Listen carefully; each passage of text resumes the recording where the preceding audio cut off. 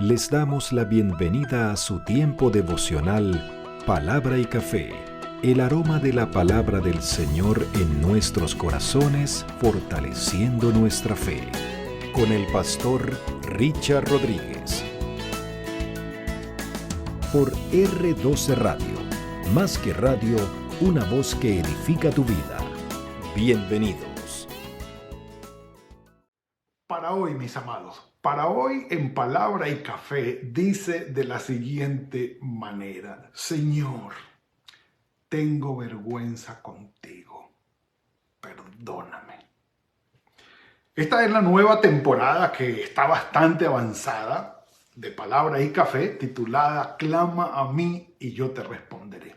Estamos en el proceso de revisar todas las oraciones registradas en la Biblia, yendo en el orden de los libros, guardando en lo posible la línea histórica de Israel, de nuestro Señor Jesucristo, de la Iglesia, es decir, Antiguo y Nuevo Testamento. Vamos libro a libro, capítulo por capítulo, donde estén registradas, por supuesto, las oraciones, para comprender el carácter del Señor ante la oración nuestra, el cómo, las circunstancias y todas las experiencias que suscitaron todo tipo de oraciones delante del Señor y cómo vino su respuesta, Tenemos que decirlo, y en este caso reiterarlo, que el Padre Celestial, nuestro Señor, atiende, es absolutamente sensible a nuestro llamado en oración. El ser humano fue creado para que de una manera inherente la oración surgiera de su interior para buscar a su Creador y tener comunión con Él. Así que si podemos resaltar una de las actividades de piedad en nuestra relación con nuestro Padre, absolutamente va a estar en primer lugar, la oración. No podemos vivir sin orar, así que un café por eso. Algunos no pueden vivir sin café, y bueno, tenemos que decirlo, sin café y sin oración, o sin oración y sin café no podemos vivir. Aquí estamos.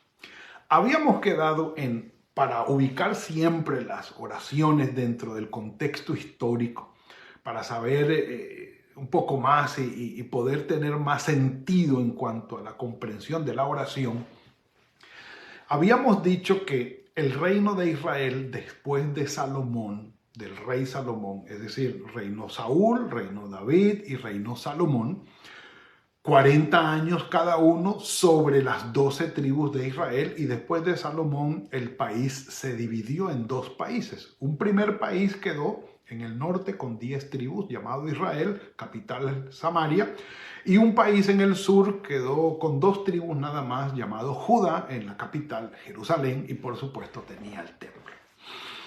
Vino la destrucción fruto de la idolatría incesante y, mejor dicho, galopante en la que cayó el pueblo de Israel y las 10 tribus en el 722, ya finalizando el siglo VIII, fue destruida Samaria, las 10 tribus dispersas, y quedaron muy pocas personas allí, de manera que políticamente, por usar algún término, Israel dejó de existir, esas 10 tribus del norte, pero Judá siguió 132 años más, hasta que, ya habiendo cambiado el imperio mundial de Asiria a Babilonia, Babilonia vino con Nabucodonosor y acabó con Jerusalén, se llevó toda la aristocracia, las mejores personas, los mejores de los mejores, se los llevó cautivos a Babilonia junto con los utensilios del templo, y aquello fue la gran debacle.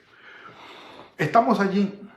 ¿Por qué? Porque pasaron ya los 70 años que había profetizado Jeremías, sobre los cuales vendría luego el retorno. Jeremías, el profeta que le tocó predicar al pueblo de Judá antes del destierro, le tocó sufrir el destierro, por supuesto, y vivir esas consecuencias tan nefastas. Luego entonces de los 70 años ya cambiado el imperio babilónico, viene el imperio persa y entre ellos Darío, Artajerjes, dan los edictos de retorno y regresan 3 líderes muy importantes desde Babilonia, desde Persia hasta Jerusalén para la reconstrucción. Regresa Zorobabel para reconstruir el templo como un líder, regresa Nehemías siendo copero del rey que llegó entonces a ser el rey de Persia, que llegó entonces a ser gobernador de Jerusalén, y regresa junto con él también Esdras, escriba, sacerdote, para restaurar la vida espiritual del pueblo de Israel. Entonces estamos aquí en el libro de Esdras para ubicarnos en su oración, y la oración que revisamos ayer tenía que ver precisamente con el retorno de Esdras desde Babilonia, desde Persia a Babilonia hasta Jerusalén, un viaje de 4 meses, bastante difícil, y cómo ellos antes del viaje declaran o proclaman ayuno y oración para tener del Señor su protección. Oración para los viajeros. Pero llegado Esdras, instalado Esdras con su gente, los levitas y los sacerdotes y toda la cosa que estaban allí, ya ubicado, se entera de la problemática espiritual tan seria que había allí en Judá, en Jerusalén. Capítulo 9 del libro de Esdras, vamos a revisar algunos versículos de allí para detenernos un poco más en el versículo 6. Así que si no lo han buscado, espero que ustedes lo ubiquen allí. Mientras tanto, venga, un café por eso. Buen cafecito. Dice el versículo 1 del capítulo 9 de Esdras: acabadas estas cosas, los gobernantes se acercaron a mí. Entonces ya ubicado él unos 4 meses, ya repartió lo que iba a repartir, hizo lo que iba a hacer a nivel físico como tal, pero viene la parte importante de Esdras, del pueblo. Dice, se acercaron a mí y me dijeron los gobernantes, el pueblo de Israel, los sacerdotes y los levitas no se han separado de las gentes del país. No dice, no, ¿cómo así que no se han separado?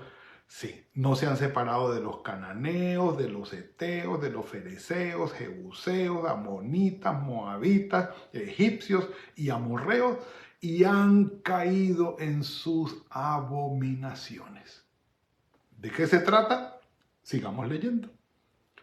Porque han tomado mujeres para sí y para sus hijos de las hijas de todos estos pueblos, y el linaje santo de Israel ha sido mezclado con gentes del otro país, de todos esos otros países. Los jefes, o sea, los ancianos, gobernantes, y los gobernadores han sido los primeros en cometer este pecado. Un café por eso.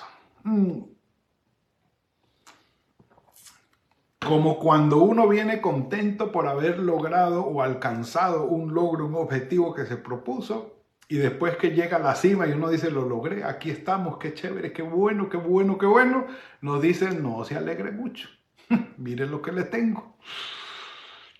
Y le dan a Esdras semejante batazo con esta noticia tan terrible. ¿Por qué? Porque si nosotros nos ubicamos, por ejemplo, en Éxodo capítulo 34,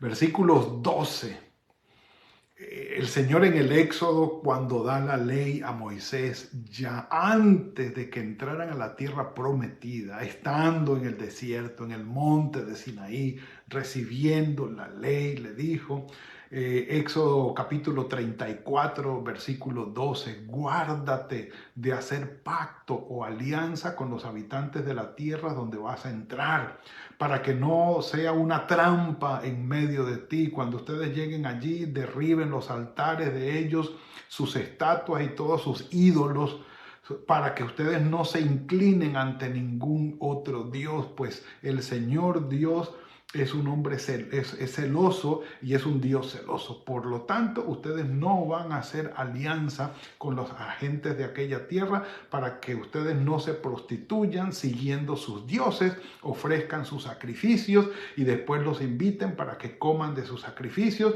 o para que tomen a sus hijas y a sus hijos y se prostituyan tras esos dioses en gran idolatría. Un café por eso. En Éxodo ya estaba, en la ley ya estaba. Por lo que entonces concuerda lo que dicen algunos exégetas bíblicos y estudiosos, que el capítulo 9 de Esdras tiene que ver exactamente con Nehemías capítulo 7. Cuando entre Esdras y Nehemías le leen la ley al pueblo. Y el pueblo, cuando empiezan a oír todas estas cosas, empiezan a ver alrededor, y estamos en pecado. Y algunos podrían decir, estamos embarrándola y de qué manera nos estamos equivocando delante del Señor y no lo sabíamos o lo sabíamos y nos habíamos hecho los de la oreja mocha y no habíamos dicho nada. Y aquí estamos, aquí estamos. No solamente en Éxodo capítulo 34, sino también en Deuteronomio, cuando por segunda vez en el pueblo de Israel, estando en el desierto, Moisés les recuerda la ley de Moisés que había recibido en el monte Sinaí, porque la generación incrédula ya había muerto en el desierto y muy probablemente esta nueva generación que iba a entrar a la tierra prometida estando en el desierto, estaban muy pequeños cuando se recibió la ley y ahora estando ya grandes, Moisés se las volvió a recordar o volvió a recordárselas. Y dice en el capítulo 7 de Deuteronomio, cuando el Señor tu Dios te haya introducido en la tierra en la que vas a entrar para tomarla y haya expulsado delante de ti a todas las naciones, todas esas naciones que están allí, dice, y el Señor las haya entregado en tus manos y las haya derrotado, no harás con ellas alianza, no tendrás de ellas misericordia, no emparentarás con ellas, no darás ni a tu hijo ni a tu hija para que tomen matrimonio de todas estas naciones, porque apartará de mí a tu hijo y servirán a mi hijo y servirán a dioses ajenos. El asunto era espiritual, definitivamente.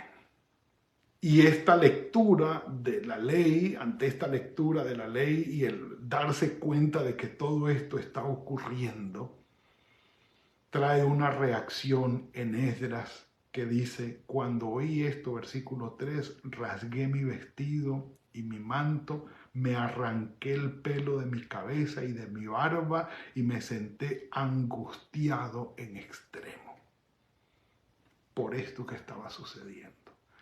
Se habían mezclado y lo que nosotros leímos, estamos aquí en Esdras, y si ustedes recuerdan, el gran pecado de Salomón fue precisamente eso: tomar en matrimonio mujeres de otros países, de otros pueblos que llegaron a Israel con su séquito de sirvientes y también con sus ídolos.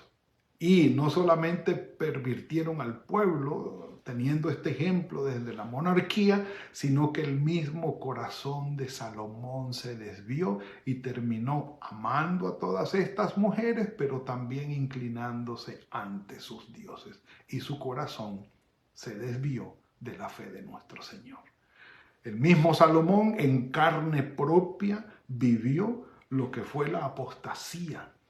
Es decir, el apartarse de la fe del Señor e irse tras la idolatría. era precisamente lo que se estaba evitando. Entonces, cuando regresa Esdras con todas las personas, estos 1500, 1800 que vinieron con él desde allí, desde Babilonia, Persia, y llegaron allí, Esdras se da cuenta que esta gente está mezclada, que pasaron por alto este mandamiento y la fe de Israel. El problema no era tener, ¿cómo se llama esto? La aversión contra esta persona, no era xenofobia. El problema no era ese. El problema era la incitación a la idolatría, el riesgo de idolatría que se estaba mezclando allí y que se estaba metiendo y que era inevitable. El problema no era la xenofobia, porque es más, había instrucciones para Israel que cuando un extranjero quisiera estar en medio de ellos, lo recibieran y que adoptara la fe de Israel era muy bien recibido. Es más, el extranjero tenía que ser bien tratado, ayudado, junto con la huérfana, el huérfano y la viuda, el extranjero. O sea, no era xenofobia. El problema era de la fe de Israel. Traían toda esta fe, esta distorsión de idolatría radical e iban a pervertir la fe de Israel. O sea, el problema era un problema de fe. Entonces reacciona Esdras de esta manera y comienza su oración. Dice, a la hora del sacrificio, versículo 5, salí de mi aflicción, rasgados mis vestidos y mi manto, me postré de rodillas, extendí mis manos, dice, hacia el Señor mi Dios y le dije, Dios mío. Aquí viene nuestra oración. Confuso y avergonzado estoy para levantar, oh Dios mío, mi rostro hacia ti, porque nuestras iniquidades se han multiplicado. Dice, se han multiplicado sobre nuestras cabezas y nuestros delitos han crecido hasta el cielo. Desde el día de nuestros padres hemos vivido en el gran pecado y por nuestras iniquidades nosotros, nuestros reyes y nuestros sacerdotes hemos sido entregados en manos de otros reyes de otros países, a espada, a cautiverio, a robo, a vergüenza, y todo esto cubre nuestro rostro como todavía sucede. Señor. Y le pide Esdras perdón al Señor por este pecado. Es como si nosotros de manera personal dijéramos, de manera personal, levantando esta oración, por lo menos en mi caso, Dios mío, confuso y avergonzado estoy delante de ti para levantar, oh Dios mío, mi rostro hacia ti, porque mis iniquidades, mis pecados se han multiplicado sobre mi cabeza y mi familia, y mis delitos han crecido delante de ti hasta el cielo. Es una oración de confesión, es una oración donde se reconoce el pecado que se ha cometido y se pide perdón. Oración que Dios escuchará siempre, siempre y siempre. Un corazón arrepentido, un corazón dolido en extremo, avergonzado porque reconoce el pecado que ha cometido y viene delante del Señor. Un Zaqueo que reconoce que ha cometido pecado, que ha robado, que ha mentido y dice, quiero devolver cuadruplicado si a alguien he robado y quiero dar generosamente a aquellos que no tienen por cuanto me he aprovechado de ellos. Cuando el Señor llega a nuestras vidas, cuando su palabra entra en nuestro corazón, empieza a purificar y a ver qué es lo que no está bien. Y el Espíritu Santo nos convence de pecado, de justicia y de juicio y nos hace llegar ante el Señor. No para recibir condenación, no. Si confesamos nuestros pecados, Él es fiel y justo para perdonar nuestros pecados y para limpiarnos de toda maldad. Pero debemos estar en comunión con Él, de acuerdo con Él, lo que significa la palabra confesar, estar de acuerdo con. Señor, estoy avergonzado contigo porque reconozco que esto es pecado y he pecado contra ti. Y aquí estoy, me da vergüenza ante ti. Perdóname, Señor. Y el Señor, en su misericordia y en su fidelidad, como lo ha prometido en su palabra, Si confiesas, vas a recibir el perdón. El Señor nos perdona, nos limpia, nos hace nuevo y nos permite seguir adelante de la mano de Él. De manera que si alguno está en Cristo, nueva criatura es. Las cosas viejas pasaron, he aquí todas son hechas nuevas. Ese fue el papel primordial, significativo de nuestro Señor Jesucristo en la cruz. Pagar por nuestros pecados, traernos el perdón, pero es requisito el arrepentimiento y la confesión de parte nuestra al ser conscientes de cómo nuestra vida ha ido contra la voluntad del Señor. Así que junto con Esdras podemos elevar esta oración, que el Señor nos escucha. Padre, gracias por lo que nos has entregado hoy.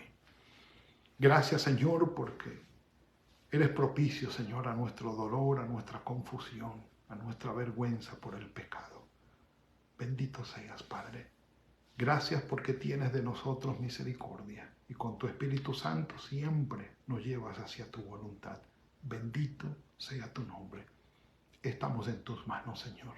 Cada corazón aquí presente que hace esta oración, que está escuchando esta palabra, cada corazón, tócalo, Señor, y que cada uno pueda llegar delante de ti haciendo esta oración de confesión, de arrepentimiento, para tener tu perdón y encaminar nuestras vidas en el centro de tu voluntad. En tus manos estamos, Señor. Guíanos en el resto del día y que la gloria sea para ti. En Cristo Jesús. Amén y amén. Mis amados, ha sido otra entrega de Palabra y Café. Espero que tengan muy buen día el día de hoy, que el Señor los guarde, los guíe, los bendiga, que sea fructífero el trabajo de sus manos en todo cuanto hagan. Y nos veremos mañana, si el Señor así lo permite, en otra entrega de Palabra y Café. Que el Señor los guarde. Gracias por compartir con nosotros este espacio de Palabra y Café. Hasta una próxima oportunidad por R12 Radio. Más que radio, una voz que edifica tu vida. Que Dios les bendiga.